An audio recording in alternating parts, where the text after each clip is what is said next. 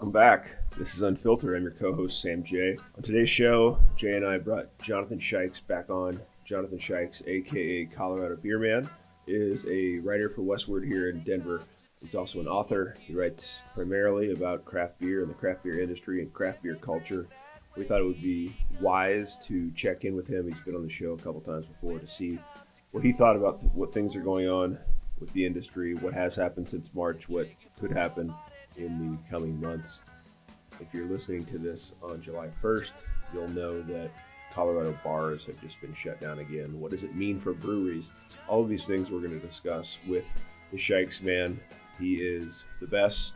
He's a good friend of the show. It was a really interesting conversation. We're glad we could get him on to add some perspective into what's happened. With that said, we present to you Jonathan Shikes, Colorado Beer Man.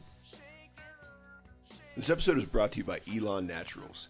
Handcrafted in Boulder, Colorado, Elon's all-natural products are made with CBD extracted from Colorado certified hemp. Ryan and Alec Nyberg, good friends of ours, founders and co-owners of Elon, as well as big supporters of craft beer, including being supporters at the SIP Beer Fest we did earlier this year, use no toxins, no chemicals, and only certified organic ingredients in everything that they make. Whether you're looking for bath bombs, foot soaks, lip balms, pain sticks, or tinctures, Elon has you covered. And they make pet products too. Find Elon Naturals on Instagram and Facebook and place your order now at elonnaturals.com. When you do, plug in the promo code Unfiltered20 at checkout for 20% off your order. Again, that's Unfiltered20. Plug it in at checkout at elonnaturals.com for 20% off your order. This episode is also brought to you by RoofTech Precision Exteriors. Founded by a fourth-generation roofing expert and two veteran general contractors, RoofTech combines unmatched residential and commercial roofing knowledge with project management excellence, which means your next roofing project will not only be handled by those that know what they're doing, but know how to complete your project without wasting your time. Find RoofTech on Instagram and Facebook and learn more at rooftechco.com. That's ROOFTECCO.com. And when you schedule your roof replacement project, mention Unfiltered and receive a free upgrade to impact-resistant Class 4 shingles. I have no idea what that means, but it sounds like it's a hell of a deal. Again, that's rooftechco.com. Shake it, sugary. Just don't tell them that you... Today, Jonathan Shikes is going to be back on the show, Colorado Beer Man. Before we started, I kind of mentioned that Jay and I wanted to get your perspective on what's happened and what will continue to happen. But first and foremost, it's great to see you, buddy. Thanks for coming back on. We haven't talked to you in a couple months. Sure, absolutely. Yeah, thanks for having me here as always. So what have you been up to since middle of March? I mean, we talked to you in April, but in the last 2 months, what's Jonathan Shikes been doing? For the most part, I work. I have a pretty solid gig that I do here at home, editing for a financial company. On the beer scene, the only thing that I have been trying to do is support the breweries as much as I can. I think it's a fairly common thread. People go out, they were picking up beer and tipping to help the folks out who are maybe unemployed. So I spent a lot of time doing that. More recently, I've been back out and about, sitting on a couple of patios, maybe 3 or 4 patios, since things opened back up. But for the most part, I've been here at home just drinking beer. Okay, that's you post a lot from your own back patio. It looks like you got a pretty good porch for that. So I get it. Yeah, there's a lot of angles I can take pictures from. That's good. We don't ever talk about this when you're on the show, but I wanted to kind of throw you a curveball real quick. What have you learned before we get into beer about the journalism industry between April and now? Is journalism going through a lot of the same hiccups that and roadblocks that other industries are? Yeah, I mean, journalism has been struggling for a number of years now. Newspapers have been closing, and the reputations of the media has been declining, despite the fact that they are having to work harder and with less than they ever have before. Advertising is down, I think probably quite a bit. A lot of newspapers and other media rely on companies that aren't doing so well. I mean, Westward relies a lot on restaurants and music, and both of those just aren't. There's no music at the moment, I don't think, unless maybe there's the occasional concert. But so it's tough. Do you think, I mean, is Westward, is Westward suffering a little bit more than others, or is it kind of because of that, or is it just kind of across the board, journalism is, like you said, ad revenue, it has gone down tremendously. Yeah, I think it's across the board. Westward is pretty small at the moment, so they've had salary cuts and layoffs. I don't, I'm not that close to the inside as I used to be, so I don't know for sure what's going on there. But I've seen obviously the Post, the Daily Camera, 9 News. They've all put people on furlough. They've all had cuts. They've all taken pay cuts or layoffs. So yeah, it's across the board. How are book sales? Are you still slinging those pretty well? I mean, I got a lot of love when the book came out. It came out March 2nd, so just as everything was starting to shut down. I've gotten a lot of support and a lot of love, and I'm extremely grateful for all the people who bought the book. At the moment, they're not. There are not really a lot of outlets to sell them. Retail, still not functioning in a huge fashion. I've got them. I've got them for sale. I mail people directly, but I haven't really been pushing it, especially in the last few weeks, because there's been a lot of other things going on, and it feels disingenuous to be pushing my book. I don't know, for some reason right now. This is, I'm not asking you to push it, but where can we, let's not forget, where can we get it? We just go to your website? I mean, the best place right now is just to get a hold of me on Facebook or any other social media, and I'll mail you a book. So. Yeah. Okay. I suppose I should probably buy mine and stop, saying the things and actually back it up. So I should do that. All right. Let's jump into kind of recapping what we've learned over the last few months. First and foremost, what's the most interesting thing that you've taken from mid-March until now? Boy, there's a lot.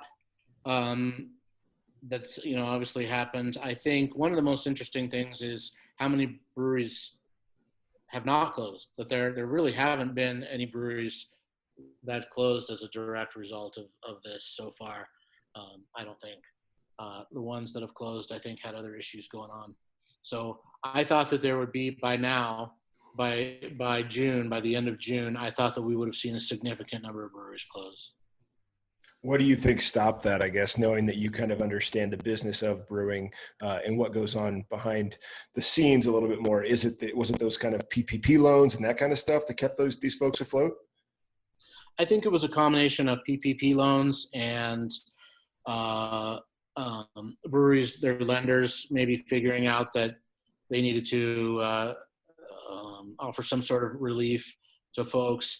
And then the way that breweries were able to switch their business models, at least for the time being, trying to package once they got that up and running, packaging, selling to liquor stores, selling directly to people, delivery, all those things helped a lot of the breweries stay afloat, at least for now, at least temporarily. So I've heard from several folks that obviously a lot of the loan money is going to come to a stop here. Is it August 1st? Is that right? Is it July 31st is when it ends? I think it ends on July 31st, unless I don't know what the status right now of the renewal efforts are. But the last I heard was that will come to an end. Yeah. I don't want to have you necessarily make predictions, but if you had to give a little foresight, what do you imagine happening come beginning of August if these things don't get renewed? I think that we are going to finally see some closures. I'm surprised that folks have kept it going as long as they have. I think maybe they're doing this in hopes that they're able to tread water some places right now, in hopes that either something will develop or that they can make ends meet, or that they can at least get a little further along before they have to make some hard decisions. So I do think it's going to be tough once the loan money comes to an end. So correct me if I'm wrong, but a lot of these folks are staying afloat because Jay's here. Okay, hold on. They're staying afloat. Obviously, PPP loans. Their employees are able to stay afloat because of unemployment and all of this. Once that goes away, I think are you under the impression we're really going to see those kind of underlying numbers that it do exist, but maybe at the, from the kind of outward facing story we don't necessarily get? And I asked that having, played golf with Ken Hire last weekend, right? And he was kind of talking about, their numbers are so tremendously down. They've been able to sustain themselves because of, things like PPP loans. But I would assume that we're really going to see what's happening. Am I wrong in saying that? No, I think we're going to see some serious financial fallout, not just with breweries, but with restaurants and bars and everyone else. They just can't. I just don't think that they can continue to go with the kind of revenue that they're getting right now. Okay, that makes sense. Hey, Jay, good to see you, buddy. Okay, we can't hear you, Jay. You got to unmute yourself. Oh, I got to unmute you. Ask to unmute. No, I don't want to stop your video. Hold on. There you go. All right. Okay, so, all right, moving right along. I don't want you to have to, pick a favorite, but who have been the more creative, kind of innovative breweries since this all started? Who have done some really cool things, and what are those things they've done? For the most part, the breweries that have been able to really change have gone to like a delivery. They've gone to that delivery model. There's a few of them. Denver Beer Co., New Image, Cerebral, True. That I know there's a bunch of others that have really started to distribute pretty widely. That have started to do delivery pretty widely. And I think that has helped them out quite a bit. It's hard to market when most of the brewery owners that I've talked to and other people, they just have their heads down and they're just trying to figure out what is going on and how every day when they wake up, what they can do to make ends meet, I think, that day. So not a lot of marketing going on, not a lot of talking going on, a lot of please come buy our beer, that kind of thing. The breweries that have been able to, that have been able to package successfully and deliver and maybe hook up with other liquor stores. But in terms of other kinds of innovation, when it comes to those with space, the ones that are lucky enough to have a lot of space, and some of those, and have patios so that they can get people there. Some breweries have, managed to be creative about how they've gone about it. But a lot of it just depends on what your footprint is and how your landlord is about it. It sure Jonathan, seems like. what about? Oh, go ahead, Jay. Sorry. No, you're good, buddy. I was going to say, what about the what seems to be a pretty steady growth in partnership apps like the Handoff app? I saw today that Bear Creek Distillery is all of a sudden partnering with Delivery Craft Cocktails with Handoff, and then you've got Drizzly's grown its presence quite a bit, and then there was a third one that I was thinking about just recently that is now escaping me. But is that helping these breweries sustain really, or is it at the end of the day, is it just a Band-Aid? I think third-party apps are probably a Band-Aid, depending on what their arrangements are, and I don't know what they are, but for the most part, I think that's probably a Band-Aid. I don't think any restaurants or breweries or anyone else likes those third-party apps too much. Okay. Yeah. Makes sense. Something that I talked about with Charlie, and then talked about Jay. I don't know who you and I have talked to somebody else about it. I can't remember. I mean, maybe Kyle Knudsen, but those kind of regional, almost not quite regional, but the Denver Beer Co. sized breweries who've been able to who've been able to kind of sustain themselves with packaged products right now, including 12 packs, the mixed 12 packs. Is that something obviously what does that kind of flexibility offer a Denver Beer Co. in the long run that maybe doesn't offer a Strange Craft or a Woods Boss or something like that? How important is that as we kind of move forward? Not just to sustaining, right? But now, it's going to change our habit of beer drinking. How important is that kind of package?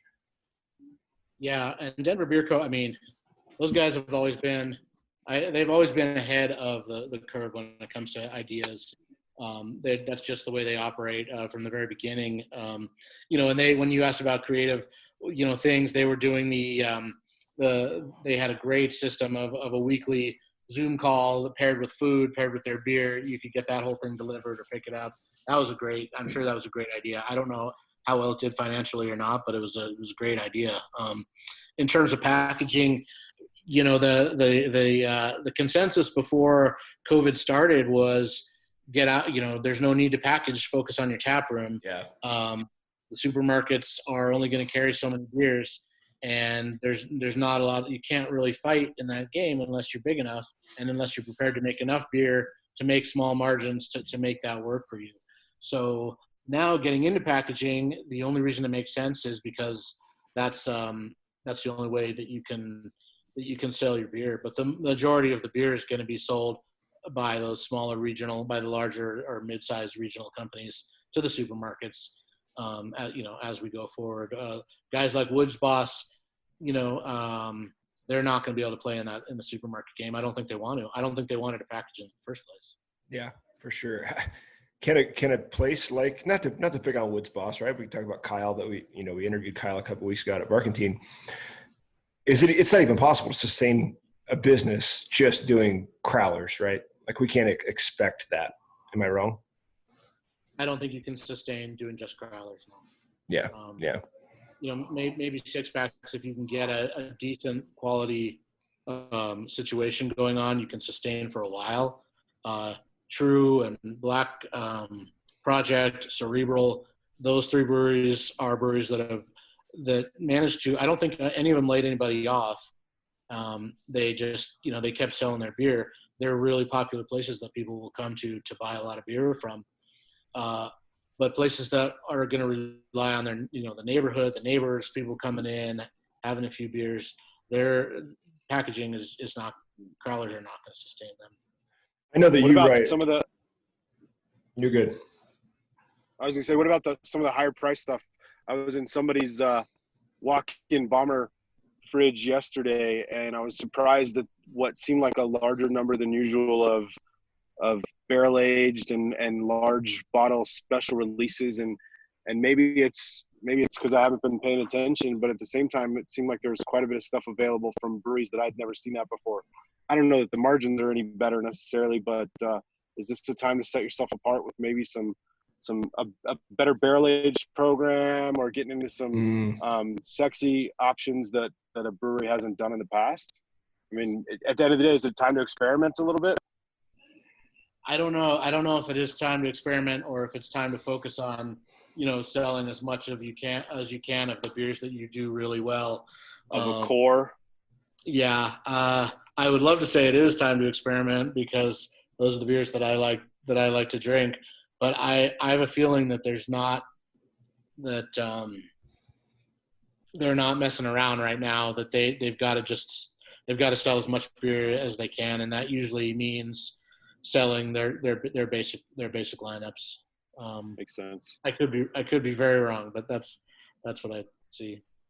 Correct me if you think, you can counter this, Jonathan, or we could argue about it, but it sure seems like right now we're beginning to see, or we have seen for the last 2 months, those breweries who have an understanding not just of business and of operations, but of marketing and brand succeed. You're seeing your Denver Beer Co's do fine, like not fine, excuse me, right? Everybody's numbers are down, but Denver Beer Co, they jumped right on it, and in terms of their marketing, they haven't really missed a step. And I don't mean to toot Charlie's horn and everything, but there are a lot of folks that just have kind of been off the grid, or at least inconsistent in their marketing, that are small and large.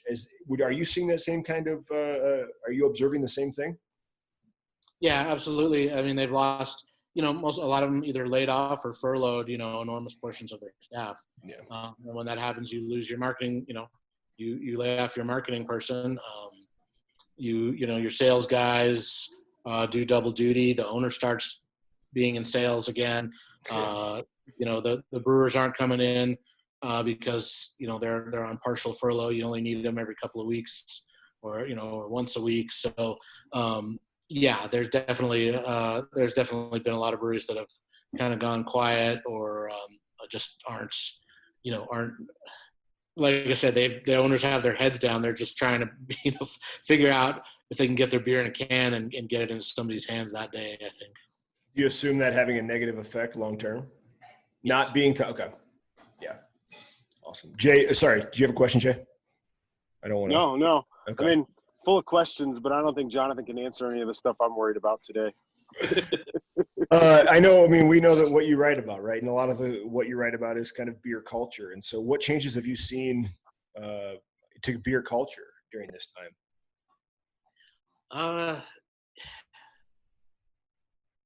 there are a lot of aspects of beer culture that involve um, being friendly, trying to be friendly to other people, trying to help out other businesses and other people, trying to give back to charities that are local where your brewery is, or that means a lot to the owners or the staff there. That stuff is all still going on. Kind of amazing to me is that these breweries are, barely making ends meet or not, but that they're still giving to charity. They're still brewing beers that are raising money for other things or other people. There was the Colorado Strong beer. There's the In This Together beer that both raise money for out of work, front of house folks or service industry folks. There's the Black is Beautiful campaign that a lot of breweries are doing. That's out of Texas, but a lot of Colorado breweries are doing and they're donating money to different causes that are helping with the Black Lives Matter protests and fight and that kind of thing. So all that aspect of beer culture is still there. Obviously being around other people and in person, and the dogs and the outdoor activities and all the things that go with sitting on a patio at your local brewery is sort of gone, even with some breweries being able to have some space right now. That part of it is missing. I just came from Call to Arms, and Chris Bell and his team up there, hats off. They're doing a bang up job setting up so that you can appropriately be physically distanced and still get your drink on. But I think at the end of the day, the inviting, warm culture that taproom models offered in the past is going to be hard to come by moving forward, right? I mean, every time I go into Green Mountain, I feel like an automaton stepping from one X to the X just to pick up a couple of crowlers and then getting shoot out the door as fast as I can. At least over on Tennyson Street with Chris and crew at Call to Arms, people can sit down and have a beer and feel relaxed a little bit, but that may not last. Yeah, I mean, I don't know where we're headed in terms of group businesses and group events. It's hard to know. I think a lot of people are at the point where they've sort of given up, and they're just going to do what they're going to do, and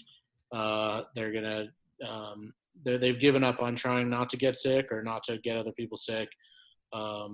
And then there's the folks who haven't given up on it yet or don't want to, and so straddling that line of people is going to be hard for everyone from sports teams to breweries. But even being on a patio right now, I mean, I was at Spice Trade that was just opened over the weekend, or they opened actually a week or two ago. I sat on the patio, but you're just the whole time you're like, every place is different, and I want to be as good as I can and do the right thing and not touch the wrong pen and have my mask on at the right time and remember to wear it when I stand up and, as I'm leaving and take it off and not accidentally drink my beer when it's on, because that would be messy. And, it's just every place, and you don't know what to do. You want to do the right thing at every place you go to, but it's always on your mind. And that, just having that makes that comfort level, it just makes it not, it's not comfortable to be out, at least for me. I'm glad that you answered that. Yeah. Cause I think we're talking about the beer producer, but as a beer drinker, it's changed our experience so much as well. And I don't think that come fall, right, we're not going to be able to be outside on a patio, right? If you back inside, it kind of changes everything.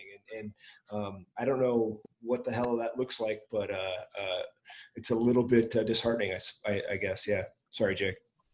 No. I was just going to say, Chris's point was if he shook my hand and got sick, they stopped brewing. Like, they're done. But at the same time, even if you get one customer that gets one employee sick and passes that up the chain of command, you could shut down a whole brewery operation completely. So I don't know. Beer's meant to be enjoyed, and it's meant to be enjoyed socially. And I think the challenge with craft now is it's harder and harder to find a way to enjoy it with a friend or a colleague or whoever in a way that everybody has the right experience. Yep, I agree. It's definitely tough to when you have 3 employees, you don't want to get sick, because if you get the flu, then you're done, for some of those small guys. So, and we've seen, I think, in other states, some breweries have had to shut down, and some restaurants that have opened had to shut back down. And now, I guess Arizona and California, Florida having their issues. But there hasn't been any positive COVID, as far as I know, with, that's become public anyway, with some of the breweries here yet, but I'm guessing it's a matter of time. We're talking a lot about the people who make the beer that we drink, but it shouldn't go unsaid that you're a beer expert yourself. What has this done to you? Like, how have you, can you, put words to your experience of all of this in terms of, not just, your emotional experience, I suppose. Yeah. I don't mean to continue to be sort of a downer, but it's hard. Yeah, it's hard. It's hard to find relevance as a both a beer drinker and a beer writer, and just a beer, I don't know, hobbyist, I guess is the word they use to cover the alcoholism, whatever, all the. Nobody has ever called me a beer hobbyist, but I'm going to start labeling. You start using that, yeah. So, exactly. Yeah, so that maybe my wife will cut me a little bit of slack. Yeah, hobbyist is a good euphemism. I dig that. It's hard to find relevance right now for me in beer, because not just because of everything that's come along with the coronavirus, but because of the Black Lives Matter movement that is everywhere. And it's hard when people are literally fighting for their lives one way or another. It's just been difficult. It's been just difficult for me to find relevance, to find things to write about that offer relevance when so many people are fighting for their lives, whether because of the police brutality and the other things that go along in sort of Black America, or with coronavirus and the effects that's having on people's lives and livelihoods. So yeah, it's been a little difficult as a beer drinker. I still drink plenty of it, but it's been hard to put it in kind of a context. You're going to have to become a civil rights hobbyist. Yeah, I'm not sure exactly. I haven't done. I've tried to lend the occasional voice, and I've tried to donate some money to different causes, but it's hard to figure out what to do sometimes. In terms of the Black is Beautiful beer, who in town is going to collaborate and make those beers? Do you know yet? Yeah, I can't. To be honest, I can't remember offhand who all has signed on to that. I know that WeldWorks has theirs coming out in cans on the 3rd, but there's been Black Project, Chaluna, okay, and Dos Luces were, I think, the first 3 that I saw to get involved with it. But since then, I think there's a couple dozen breweries now in and around Denver and the Front Range that are brewing now. It's definitely made, to kind of walk back a little bit and, to reiterate what you said, I think it's made this hobby of a podcast that Jay and I do very much a hobby, as opposed to something bigger. I think we thought it was bigger, at one point our egos wanted us to be bigger, but yeah, it puts what we're doing in so much perspective. And I think what you're saying is it puts craft beer, right, in a certain light that isn't negative per se, but right, craft beer is in a lot of ways, it's a hobby, and this has kind of reminded so many of us who enjoy tasting different craft beers and, having different types of beer, that when you go to the grocery store and you can just grab a 12-pack of Upslope, that, that's fine. Right. Like that's going to get me through the weekend. I don't need to be going and spending $25 on a 6-pack of something that only comes out 1 week a year. Yeah. One of the things, and you guys focus on it a lot, I think, is the charity aspect or the giving back aspect of breweries. So that part of it has some relevance. I think the breweries are trying, and I think they've been going through a lot of, the brewery owners and brewers and brewery staff have been going through a lot of introspection, trying to figure out what, how they, what they can do, in addition to providing brewskis for everybody, but like, how else they can participate in the dialogue of everything that's going on right now. And for some of them, it's been hard, and some have tried to speak out and they get called out, and, there's a lot of introspection, I think, that's going on right now. So I guess I think you guys have brewers on who can talk about that and get kind of deeper into it because of your format. What have you heard in terms of what are really smart people, or really people who've been in the industry for a long time kind of telling you, now that you're talking, for the last 2 months, what's a Tim Myers kind of had to say about this? What are those folks who have had success and been in it for a long time and seen the ups and downs? What are they providing you that might be insightful for our listeners? Anything? No. There hasn't been it's all right. It's all right. Getting a hold of people, has been hard because they spend all their time trying to keep their business going. Yeah. So getting a hold of people has been particularly hard over the last 2 months. I don't get nearly the callbacks and the emails back that I was, because I think people are just too busy trying to stay afloat. I don't think anyone knows, and when the loan money runs out, I think there's still a lot of sort of pessimism that is out there. There's more optimism than there was at the beginning, but it's still a fairly sad outlook. Jonathan, I heard the number I've kind of clung to throughout all this is 40 to 45%, maybe 50% of breweries may not make it from a craft perspective. But recently, just anecdotally, I've heard the figure as high as 75% multiple times in the last 2 or 3 weeks. Is there anything that points to that higher number, or are we just kind of playing wait and see, and nobody will know what that percentage or that statistic looks like until it's all over? I don't think anyone can know. I think part of it has to do with government, and there's elections obviously coming up. Do we have a government? Do we have a government?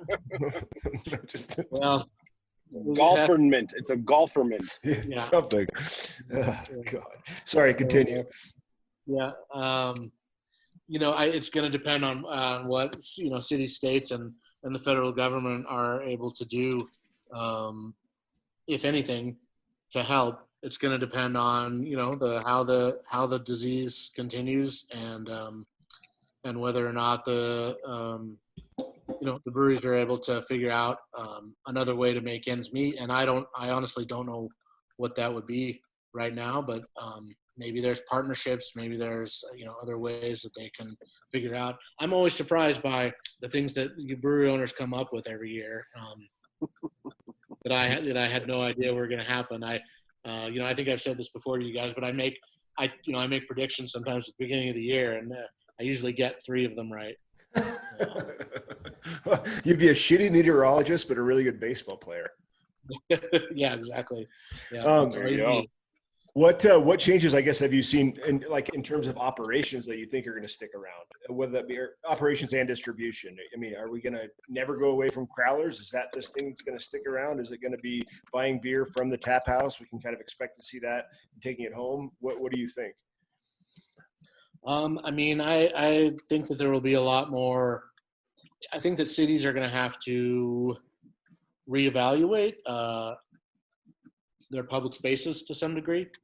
I would love to see that. I think they already are, but that might have to become more of a semi-permanent thing instead of just like orange cones and barricades that are out on whatever street, Larimer or wherever it is, and some of the other places. But being able to have pedestrian spaces with retail, and beer drinking and restaurants and bars, that kind of thing. I hope that that would be a nice thing to be here to stay, to have more places like that.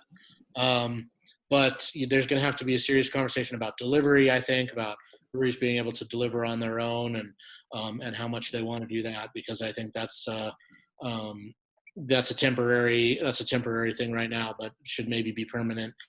I'm not sure what's going to happen with the growlers and the to-go for restaurants. I don't know if that's going to last, but we'll see. And being able to sell all of your beer in some sort of package, whether that's a crowler having multiple crowling machines, whatever it is, buying your own small, tiny canning line.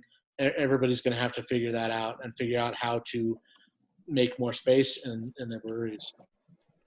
In talking, I guess, to leaders of the industry, are there any lobbying efforts going on right now to kind of make sure that some of these changes stick around, or changes such as the state of New York with direct-to-consumer sales and that kind of thing? Can we expect any of that momentum, or is it too early to tell? I think it's too early to tell. Everybody has a slightly different thing that they want. Restaurants want different things than bars want, and bars want different things than breweries. And a lot of times those things are at odds. So when you open one can of worms, the worms get out, and they tend to open all the other cans of worms. So it's going to be a tough one. There's whatever fighting goes on is probably going to be pretty public, and what it turns out to be, I think it's too early to know. Okay. Reminiscent of grocery stores taking on liquor and beer sales, I imagine, huh? Yeah, I think, I don't think anybody wants to fight, but I think there are going to be some fights coming up, because different businesses are just trying to stay alive. And businesses that, restaurants and bars, they support the breweries by buying their beer, but if the breweries are competing with them, and if now the liquor stores are, if the liquor stores are competing with the breweries directly because the breweries can now deliver, there's just a lot of competing interests, I think, out there. So it's gonna change some things. Have you looked into much how this is impacting the supply side in terms of a White Labs or Propagate, and also the folks who are making the grains and stuff? Have you been able to hear any of that or check in any of that? I assume it can't be good. No, I haven't seen a whole lot of it, but I think, farmers are always in a tough situation. Yeah. Between all the things that whenever you're selling a produce or a commodity, that it's always a mess. So a lot of those guys, a lot of those people are used to being in messy situations. But demand, I'm sure, is lower for small breweries. It may be higher for the big ones. I'm not sure. I think people are buying a lot of booze. I don't know exactly what goes into White Claw or Truly, but there has to be some sort of barley product in there. Maybe not, because I don't know what they use. Corn? What do they say? Water, sugar, and a little bit of syrup. I guess, yeah. So, yeah. But I think the bigger breweries are probably the ones that are in the supermarkets are the ones that are going to sell the most. So, if you have a connection to that supply chain, you're probably doing all right. We read your article, Jay. Did you? Yeah, you go ahead, Jay. I'll save this for last. Yeah. This one just popping into my head as we talk in the flow of the conversation. Is there? And I've probably asked this a couple of times in the last 3.5 or 4 months. Is there anything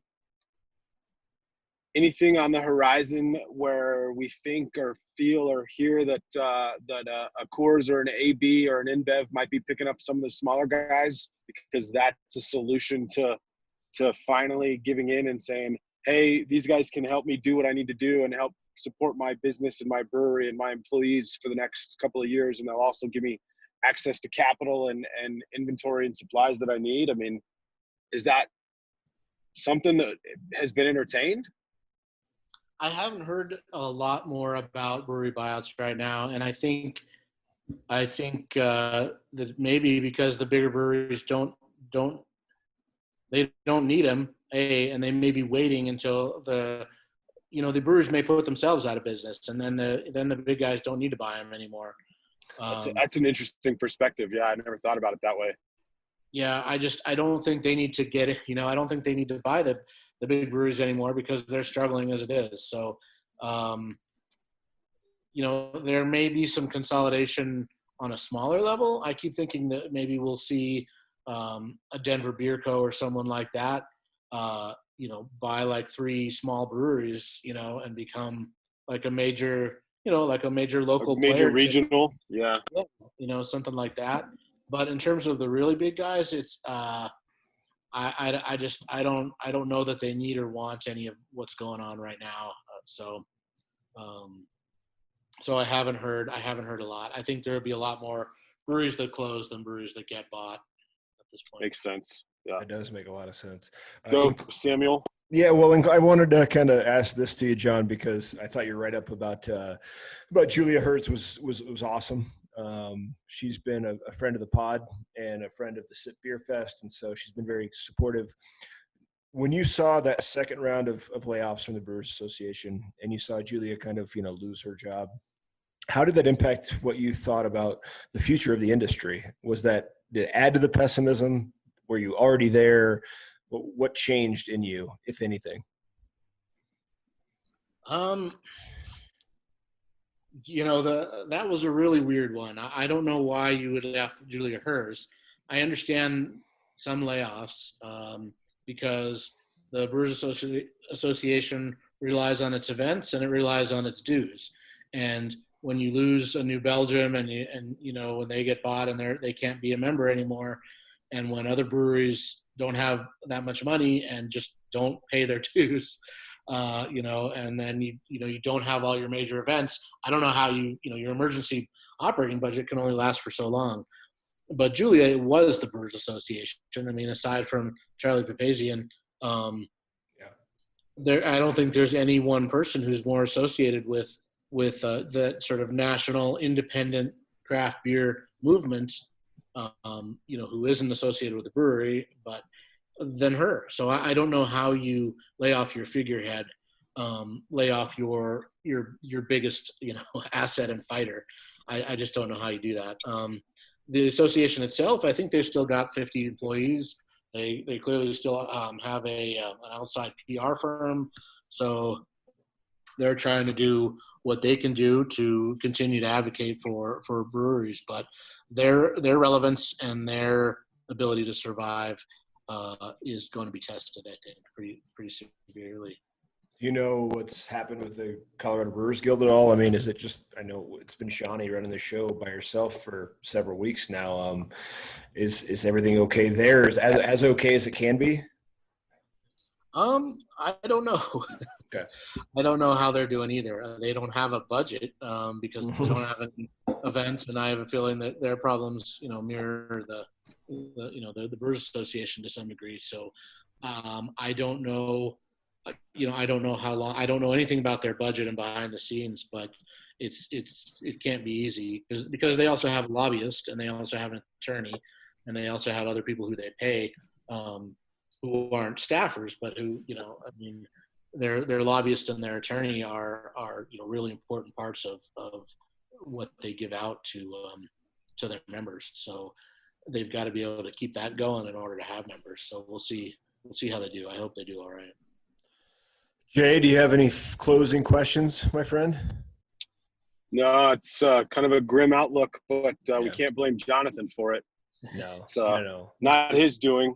No. I mean, I think, John, you always jump on here and you tell us, I think there's a truth that you offer that for obvious reasons, when we go and we talk to brewers, they're not going to be, this is a PR option for them, right? This is a kind of an outlet for them.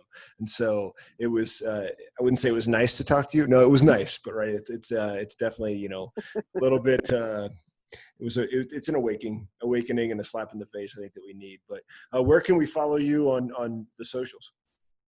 Yeah, I'm always there on Facebook, Twitter, and Instagram with Colorado Beerman or Colorado Beerman.